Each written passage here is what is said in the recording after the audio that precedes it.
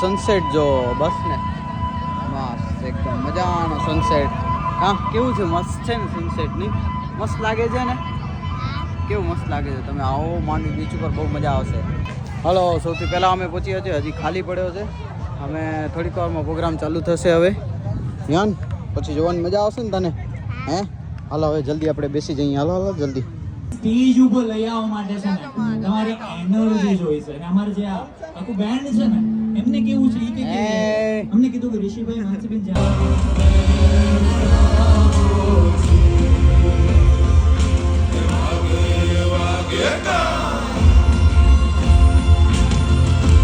અને ઈ મારીનો ગમડો દરબાર કેવો હોય, જેની આરતી ખુદ સૂરજ અને ચાંદો ઉતારે, ઈ મારી માવડીનો દરબાર, ઈ માનો દરબાર કેવો લાગે તેનો કેવાને રોડા ગામડાએ હાલો ને આપણા ઝૂમ ઝૂમ ઝૂમ મારી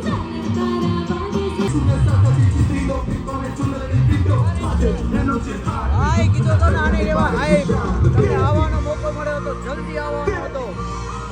હા તે ચકલી વાણી ભાલે, ચકલી વાણી ભાલે, ચડતી તીરમાં દરિયામાં